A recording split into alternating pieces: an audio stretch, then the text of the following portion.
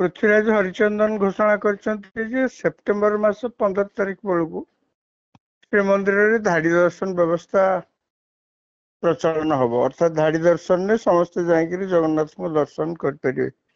एक जी शुण समस्ते खुशी हवा स्वाभाविक कि आम अतीत देखीचु अनेक समय सरकार धाड़ी दर्शन बाबद सकारात्मक कथा कहती धाड़ी दर्शन शीघ्र हम व्यवस्था इत्यादि इत्यादि कि केबे धाड़ी दर्शन हुए ना। धाड़ी दर्शन आवश्यकता पड़ुछि एइथिपई जे प्रतिदिन हजार हजार संख्यार लोक पुरी जाउछंती एवं श्रीमंदिर रे जगन्नाथ को टिके दर्शन करबा तांकर प्रमुख उद्देश्य। जी पुरी जाउछि से भाबुछि जे कोन काम भी जाय थाउ न काहेकि समस्तंकर गोटे आशा थाए जे आमे पुरी जाउछे जगन्नाथ को टिके दर्शन करबा एवं सबु हिंदू लोक ओडिया लोकंकर ये गोटे जीवन गोटे अभिलाष थाए जे जगन्नाथ को टिके भल करी देखिया। खाली तो मंदिर रे गले हबनी, जगन्नाथ को टिके भल करी देखिया। किंतु वास्तव क्षेत्र में जहाँ देखुची आपण जेकोसी समय पुरी मंदिर को गले मध्य जगन्नाथ को भल करी टिके देखी हो नहीं। माने जेते लोक पुरी मंदिर को जाउछंती एवं फेरुछंती पुरी मंदिर रु तांको जदि आपण पचारिबे 99% लोक कहबे जे आमे जगन्नाथ को हाँ एमती टिके झापसा टिके खाली देखला भलिया देखी देलु आउ किंतु भल करी जहाँ कहती आखि पुरे टिके देखिबा कथा जगन्नाथ को सी संभव हेउ नाही।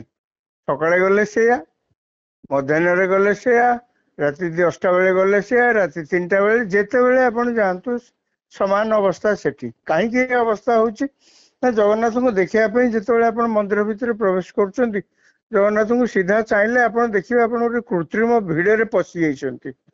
कृत्रिम भिड़ कोन ता भितर प्रकृति रे देखिबे 500 रु 1000 लोक कि 2000 लोक थिबे कि नाही। सी एभली भाव विचित्र परिस्थिति ता सामने जगन्नाथ सामने एभली भाव विचित्र परिस्थिति से सृष्टि सब लगी रही है।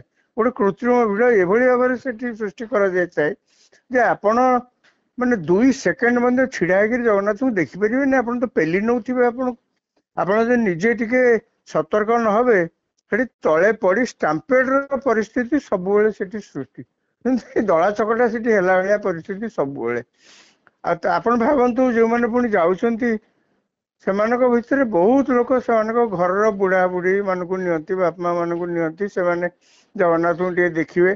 सबू लोकंर गोटे इच्छा थाए जो मैंने दिव्यांग से इच्छा थाए जगन्नाथ को जाकि देखिए संभव हेउ नाही यही कृत्रिम भिड़ लगी एवं इतने विशृंखलित परिस्थिति सेठी केही जेमती किछि करि परिबा अवस्था रे नहांती।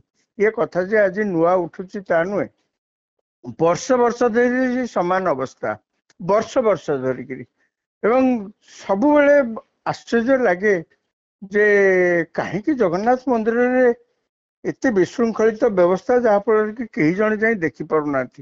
नुआ सरकार जिते आसिले ता आगु तो चारिद्वार भितर आगु जो सरकार थिले चारिद्वार भितर 3टी द्वार तो सब बंद रोला। सिंहद्वार बाटे आप जी सिंहद्वार बाटे बाहर सी गोटे प्रकार भिड़ होता से। नुआ सरकार कहले आमे बीजेपी पॉलिटिकल पार्टी पक्षर कहगला जे आमे सरकार को आसिले 3टी द्वार खोलीदेबू। से सरकार को आसिले प्रथम दिन ही से निष्पत्ति नहीं 3 द्वार खोलीदे भल कथा किसी असुविधा नहीं। कि 3 द्वार खोलीदा फल मंदिर भितर को समस्त जीवाआसिया करने सुविधा है।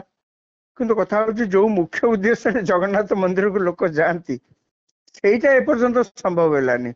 मुख्य उद्देश्य हूँ जगन्नाथ को देखा।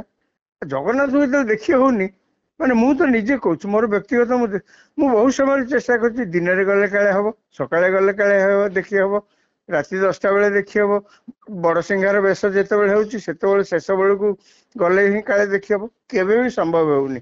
आप देखिए जो मैंने जगन्नाथ को देखी पारना से आसी असंतोष व्यक्त कर बाहर ताकू खाली माने कटा घारे चून देला भाया समस्ते कही पका जहाँ जगह इच्छा था जगन्नाथ इच्छा आगे जगन्नाथ इच्छा था कौन एत बाट जी पैसा खर्च कर दौड़िक न देखा देवा ଇଏ ତ ଜଗନ୍ନାଥ କେବେ ଚାହିଁବେ, ଜଗନ୍ନାଥ ଚାହିଁବେ ତାଙ୍କ ଭକ୍ତ ମାନେ ଆସନ୍ତୁ, ତାଙ୍କୁ ଦେଖନ୍ତୁ, ପୂଜା କରନ୍ତୁ, ଜୟ ଜଗନ୍ନାଥ କୁହନ୍ତୁ। ଏ ତ ସବୁ ଜଗନ୍ନାଥ ନିଶ୍ଚୟ ଚାହିଁବେ, କାହିଁ ଚାହିଁବେନି, କିନ୍ତୁ ସମ୍ଭବ ହଉନି।